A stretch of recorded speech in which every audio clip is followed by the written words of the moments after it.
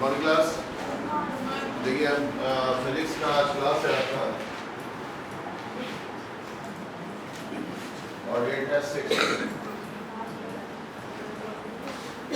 हम first chapter पढ़ चुके हैं और फर्स्ट चैप्टर था आपका विद्युत बल।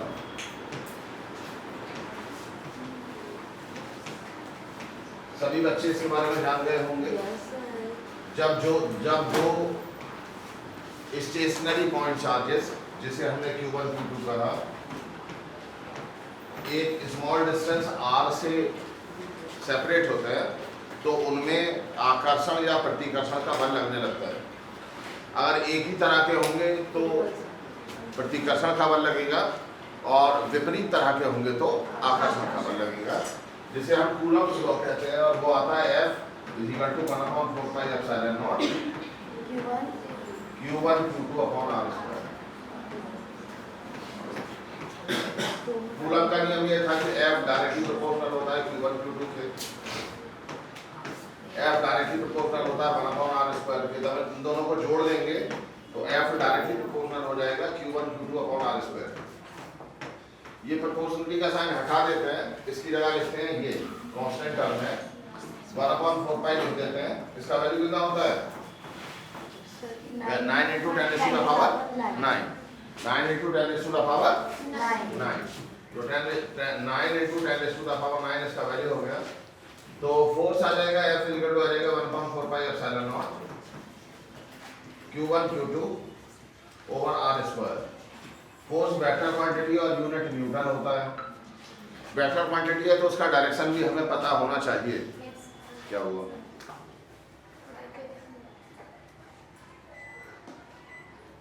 यस।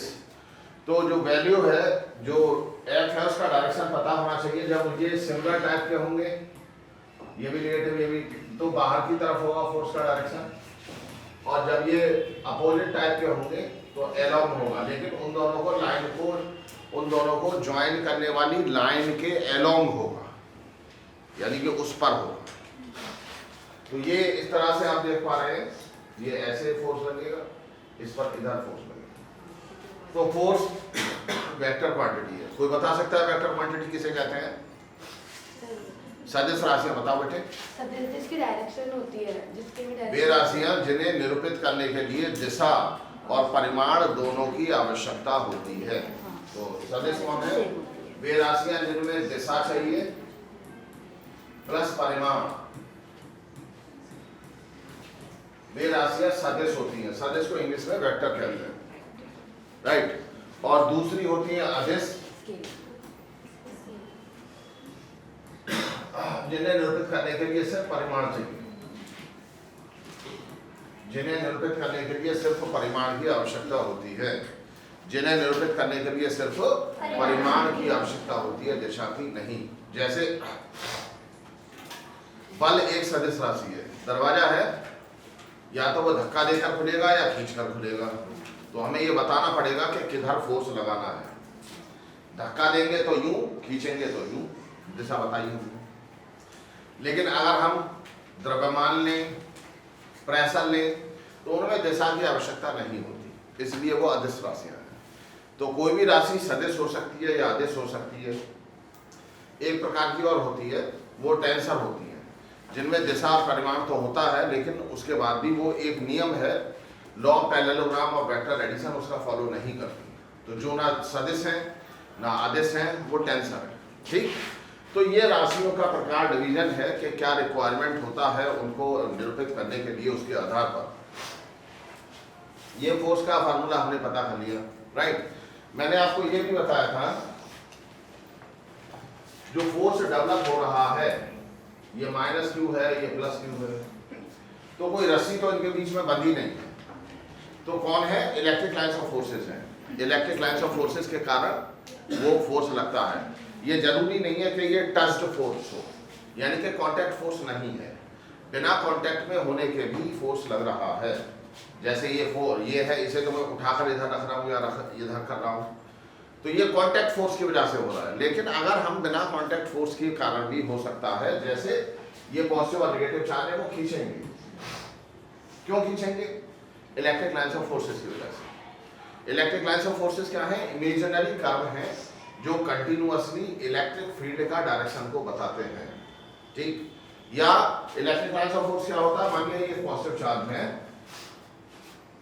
यहां पर हमने यूनिट पॉजिटिव चार्ज रख दिया प्लस में, जिधर ये चलेगा, जिस रास्ते पर ये जाएगा, अगर ये चलने के लिए स्वतंत्र है तो उसे हम इलेक्ट्रिक लाइन्स ऑफ फोर्स कहेंगे। क्या? विद्युत बल रेखाएं कहेंगे। विद्युत बल रेखाएं वो इमेजिनरी बल रेखाएं हैं जिस पर कोई यूनिट पॉजिटिव कूलम का चार्ज चलता है, अगर वो चलने के लिए स्वतंत्र है, जब उसे किसी आवेशित वस्तु के पास रख दिया जाए। ये एक आवेशित वस्तु है, इसके पास हमने इसे रखा, फ्री है, ये वाला फ्री है, ये रुका हुआ। तो जिस रास्ते पर ये जाएगा, चलेगा, वो इलेक्ट्रिक लाइन्स ऑफ फोर्स होगी। इलेक्ट्रिक लाइन्स ऑफ फोर्स हमेशा पॉजिटिव से बाहर की ओर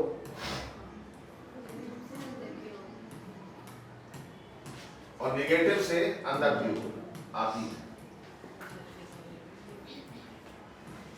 नेगेटिव से अंदर की ओर आती है, पॉजिटिव से बाहर की ओर और नेगेटिव से अंदर की ओर आती है। बात क्लियर हो गया? तो इनकी वजह से इस पर फोर्स लगता है, इनके कारण, इनकी उपस्थिति के कारण फोर्स ऑफ अट्रैक्शन या फोर्स ऑफ रिपल्शन लगता है, जिसे हम कूलम्ब फोर्स कहते हैं और जो कूलम्ब के नियम से निकाला जाता है। अब उसका एक सवाल ले रहे हैं। मान लिया ये एक 2 इलेक्ट्रॉन है, हमें पता है इलेक्ट्रॉन पर आवेश कितना होता है, -1.6 × 10⁻⁻⁹ कूलम्ब। 2 इलेक्ट्रॉन है और मान लिया ये 10 सेंटीमीटर दूर है, तो दोनों इलेक्ट्रॉन में कैसा फोर्स लगेगा? आकर्षण क्या प्रतिकर्षण? बताओ मॉनिटर। 2 इलेक्ट्रॉन है, लगने वाला फोर्स आकर्षण का होगा या प्रतिकर्षण का? आकर्षण का होगा। आप बताइए।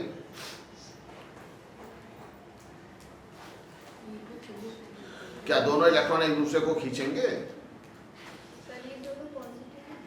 हाँ? दोनों पॉजिटिव है। नहीं, इलेक्ट्रॉन पर तो नेगेटिव चार्ज होता है, पॉजिटिव क्यों होगा? बोलो, क्यों प्रतिकर्षण? ये तो आकर्षण कह रही है। आप बात ध्यान से नहीं सुन रहे हमारी। हमने बताया कूलम्ब, हाँ तुम बताओ। सर एक पॉजिटिव और एक नेगेटिव। किसने कहा पॉजिटिव नेगेटिव है? दोनों इलेक्ट्रॉन है। इस पर भी -1.6 × 10⁻⁹ है, इस पर भी -1.6 × 10⁻⁻⁹ दोनों इलेक्ट्रॉन है। रिपल्सन लगेगा, इसका आकर्षण। जो सिमिलर टाइप, तुम भूल रही हो, बैठ जाओ। जो सिमिलर टाइप होते हैं, एक ही जैसे जो होंगे वो भगाएंगे, अपोजिट जो होंगे वो खींचेंगे। पॉजिटिव नेगेटिव अट्रैक्ट करेंगे, पॉजिटिव रिपल करेंगे, नेगेटिव रिपल करेंगे। तो नेगेटिव हो या पॉजिटिव हो, रिपल करेंगे, लेकिन अपोजिट होंगे तो अट्रैक्ट करेंगे। तो इन पर प्रतिकर्षण का बल लगने लगा, वो कितना होगा? F = 1/4πε0 Q1 Q2/r² होगा। इसका वैल्यू रख दो, निकाल के बताओ कितना आएगा। अरे एक बच्चा करे, सॉरी करके बताइए। हर एक बच्चा करिए, थोड़ा हमारा तबीयत सही नहीं है, गला खराब है। हर एक बच्चा करके बताए। वो क्या किसी के पास दिखाइए, करके बताइए।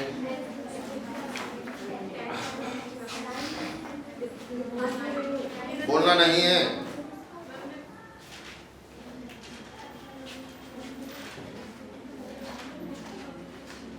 करके बताएं। अरे बच्चा पूरा कैलकुलेट करे।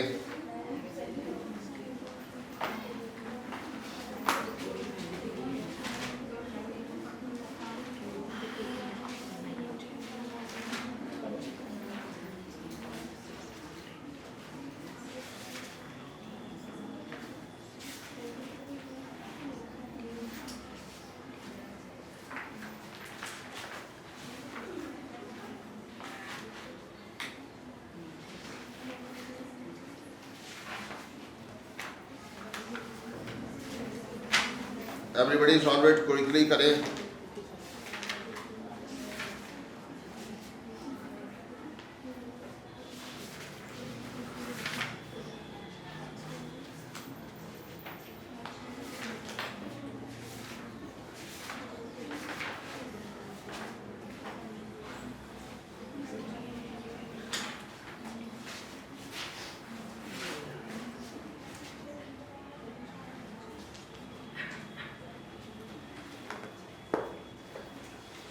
करिए जल्दी। कितना आया देखें, कैसे करेंगे। f is equal to over 9 into 10 raised to the power 9, clear? 1.6 into 10 raised to the power minus 19 into 1.6 into 10 raised to the power minus 19 divided by कितना है 10 सेंटीमीटर, मीटर में कन्वर्ट कर देंगे 10 अपॉन 100, तो आ जाएगा 9 into 10 raised to the power 9 into 1.6 into 1.6 into 10 raised to the power minus 30, क्या 19 to जा 38, तो minus 38 डिवाइडेड बाई 10 ऊपर आ जाएगा, तो 10 ऊपर आ जाएगा, ये 11 हो गया, 100 ऊपर आ गया अपॉन 10 हो गया, तो ये आ जाएगा 9 into 10 raised to the power 10 into 1.6 into 1.6 into 10 raised to the power minus 38। Solve कर लीजिए, आंसर आ जाएगा। करके बताएं, हर एक बच्चा करे। ये एक वे है करने का। कैलकुलेशन आपको करना आना चाहिए, कैलकुलेशन आपको करना आना चाहिए।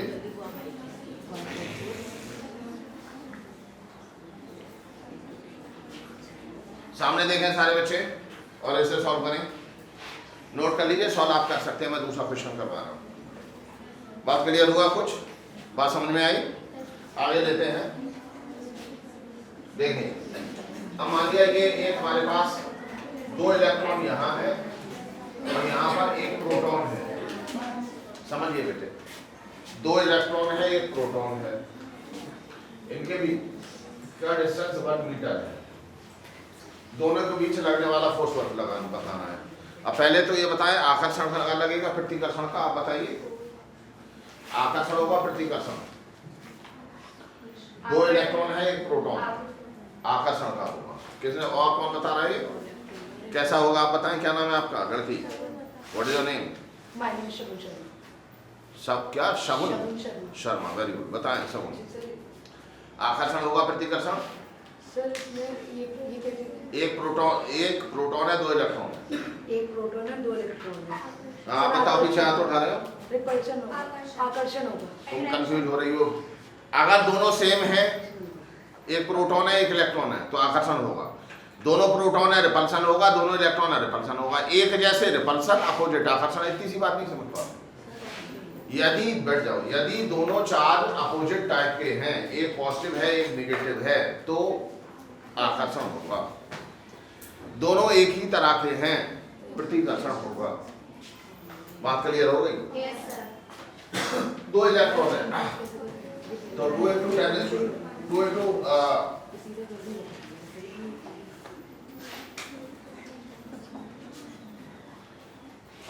ये आ जाएगा 2 into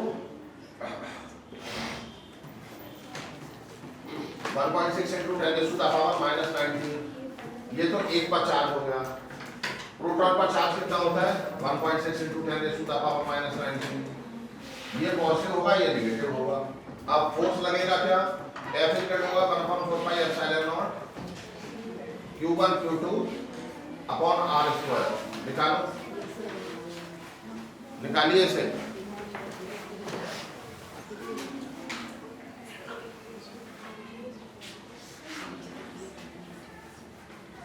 इससे पहले वाले क्वेश्चन में आपने R स्क्वायर नहीं किया था। देखिए पहले F इक्वल था, उसे सही कर लो। 1/4 pi epsilon naught Q1 Q2 upon R square करना था, ये छूट गया था सर। देखिए तो 9 into, इससे पहले वाले को सही करिए। 10 raised to the power 9 into 1.6 into 10 raised to the power minus 19 का स्क्वायर डिवाइडेड बाई था 10 अपॉन 100 का स्क्वायर, ये करना था, ये छूट गया था। इससे सही कर, तो ये लिखना है 9 into 10 raised to the power 9। सारे बच्चे ध्यान कर लें, और जो लोग ऑनलाइन हो वो भी इसे सही कर लें। इससे पहले वाले क्वेश्चन में स्क्वायर करना छूट गया है, तो यहाँ आ जाएगा क्या, ये आ जाएगा इतना इंटू 1.6 आ जाएगा इंटू 10⁻⁻19 आ जाएगा का स्क्वायर आ जाएगा डिवाइडेड बाई आ जाएगा या 0.10 का स्क्वायर ये आएगा, ध्यान रखेंगे। तो लास्ट जो प्रीवियस क्वेश्चन है उसमें स्क्वायर करना छूट गया है, उस स्क्वायर को सही कर लीजिए वरना आंसर गलत आएगा। नोट कर दिया सबने? जो लोग ऑनलाइन क्लास ले रहे हैं वो भी इस बात का ध्यान रखें, डिनोमिनेटर में स्क्वायर आता है और स्क्वायर शायद छूट गया पहले करने से, उसे सही कर लीजिए, मॉडिफाइड कर लीजिए। सभी विद्यालय जो जुड़े हुए हों इस मॉडिफिकेशन को कर लें। जो डिस्टेंस का स्क्वायर है वो छूट गया है, 10/100 लिख दिया, लिखना था 10/100⁻², स्क्वायर करना था। तो स्क्वायर करके सॉल्व करें, करिए सारे बच्चे करें। तो इसे भी कर लेंगे, कैसे करेंगे देखिए। f इक्वल आ जाएगा 1/4πε0 आ गया, देखो बच्चों Q1 Q2 आ गया अपॉन r² आ गया, वैल्यू रख दिया 9 × 10⁹ रख दिया, इंटू रखा, क्या है अब दोनों का वैल्यू, इसका है 2 × 1.6 × 10⁻⁻19 इंटू आएगा 1.6 × 10⁻⁻19 डिवाइडेड बाई 1 मीटर है तो 1 का स्क्वायर। सॉल्व कर लीजिए, आंसर आ जाएगा। सॉल्व बोलिए नहीं, कैलकुलेशन को थोड़ा पक्का बनाना है और ध्यान भी रखना है कि कोई भी कहीं स्क्वायर वगैरह है वो ना छूटे, जैसे पिछले सवाल में छूट गया। हर एक बच्चा करे, करते हुए ध्यान रखना है कि कहीं स्क्वायर है या मीटर है या सेंटीमीटर है। अगर मीटर का सेंटीमीटर बनाना है तो चेंज करना जरूरी होता है। आप MKS सिस्टम लगाएंगे, आप MKS सिस्टम लगाएंगे, क्या लगाएंगे, MKS सिस्टम लगाएंगे।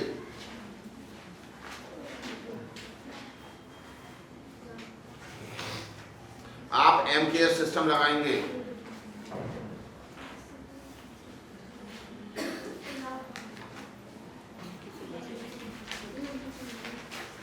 आप MKS सिस्टम लगाएंगे, करिए।